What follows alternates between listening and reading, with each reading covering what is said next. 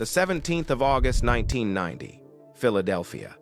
A hotel room bathed in the dying light of a summer afternoon. Inside lies Pearl Bailey, the woman the world called the ambassador of love, the voice that charmed presidents and shattered Broadway box office records. But in this room, there is no applause. There is no band. There is only the terrifying, deafening sound of nothingness. She hadn't come here to die. She came for a knee surgery, a mundane, routine procedure to fix the legs that had danced for 6 decades. The doctors said it was perfect. She was smiling. Her husband, drummer Lou Belson, was sitting just feet away, reading a magazine, waiting for her to wake up from a nap. She never woke up. The heart that had survived the Great Depression, the brutality of the Jim Crow South, and the skull-crushing violence of abusive husbands, simply gave up. But Pearl Bailey didn't just die in that hotel room. In truth, she had been dying for years, piece by piece, heartbreak by heartbreak. To understand the silence of her death, we must first understand the noise of her life, a life that began not with a song, but with a rejection. The first scar was inflicted the moment she took her first breath. Born in 1,918 inches, the oily industrial port of Newport News, Virginia, Pearl was a mistake. Her father, a strict Pentecostal minister, and her mother wanted a boy.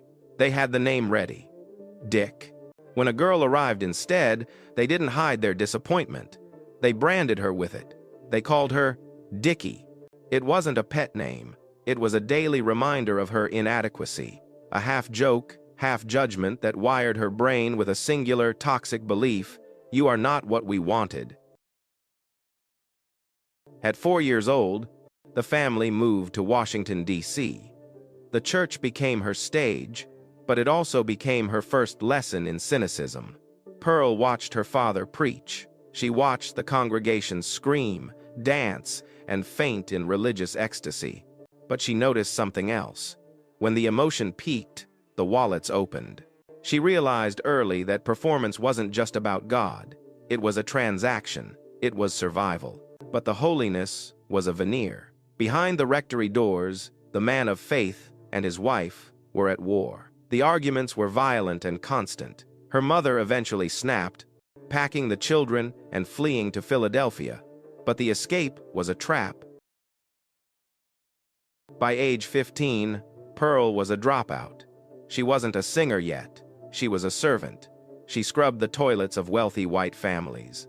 She entered their mansions through the back door, invisible, silent, cleaning the filth of people who wouldn't look her in the eye.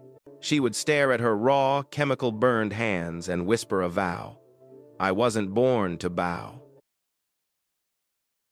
Her brother Willie, a tap dancer, dragged her out of the kitchen and onto the stage. She entered a contest at the Pearl Theater. She sang Poor Butterfly, a song about waiting for a love that never comes.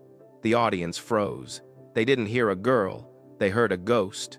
She won. But here came the first twist of the knife. 2 weeks later, the theater owner vanished. He took the money, the payroll, the hope. He left Pearl standing on a curb, penniless. The lesson was brutal and immediate. The stage gives you light, but the business leaves you in the dark.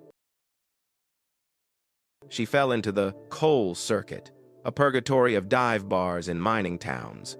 This wasn't glamour, this was war. She sang on rickety stages while drunk miners threw bottles at her head. The microphones were cheap. The air was thick with coal dust and hate. It was here she developed her style.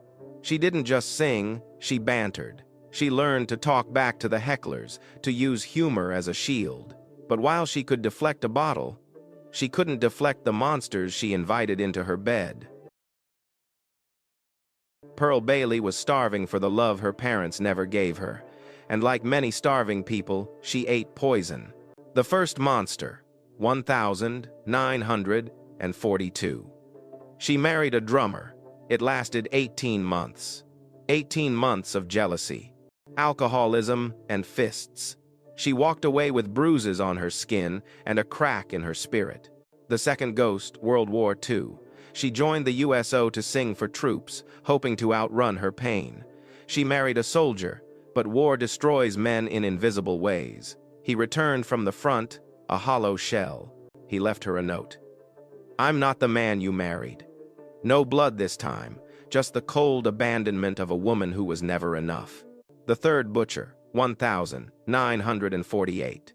Then came John Randolph Pinkett. This was the cruelest twist. He wasn't a rough miner or a broken soldier. He was educated, refined, articulate. Pearl thought she had finally found safety.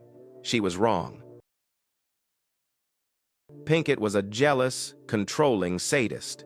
The violence escalated until one night in 1952. He didn't just hit her. He picked up a heavy pistol not to shoot, but to bludgeon.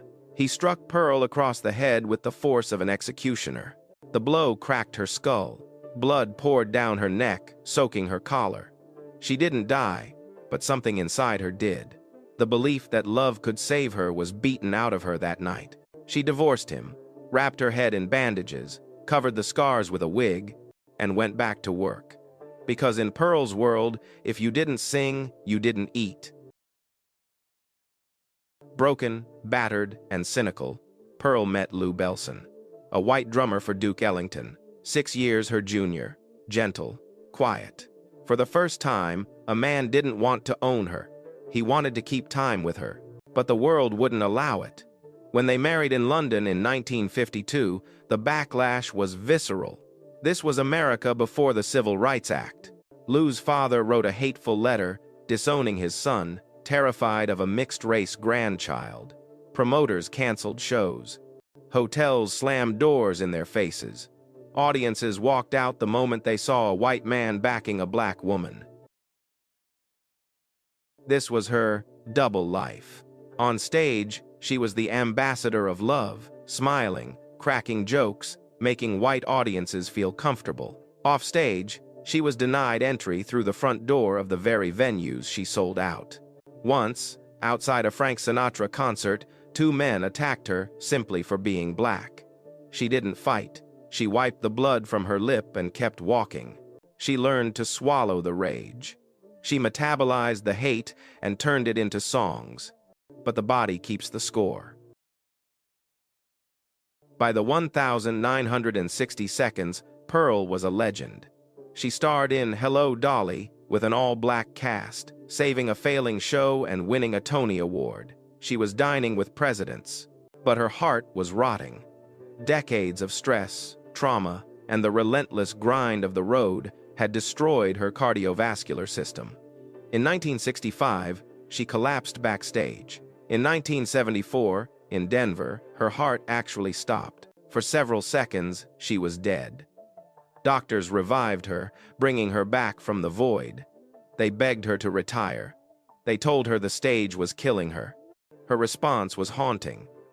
"If I stop singing, I stop breathing." She wasn't addicted to fame.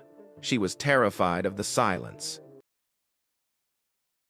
In a final, desperate attempt to find meaning, she pivoted. At age 67, she enrolled in Georgetown University. The Broadway star became a freshman. She studied theology. She wrote essays on salvation. She was looking for God, or perhaps looking for an apology from him. She graduated. She worked for literacy.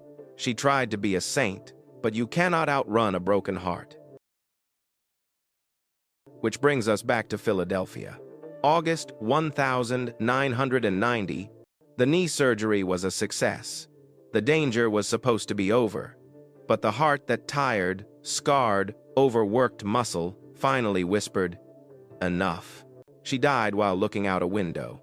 No drama, no final aria, just a switch flipped to off.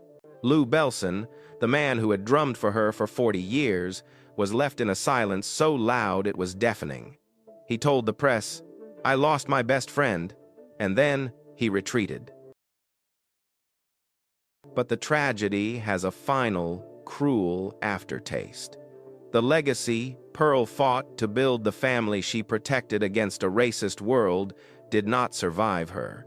Lou lived another 19 years in mourning, and then the bloodline flickered out. In 2004, their son Tony died. 5 months later, Their daughter Dee Dee followed him to the grave. The house is empty. The line is closed. Pearl Bailey spent her life breaking barriers, enduring abuse, and preaching love to a hateful world. She wore a mask of joy over a skull that had been fractured by a husband's gun. She sang of happiness while her heart slowly died. In the end, the ambassador of love didn't just leave a legacy of music. She left a lesson in endurance. She showed us that the brightest smiles are often painted over the deepest cracks. And sometimes, the only way to survive the darkness is to become the light yourself until the battery finally runs dry.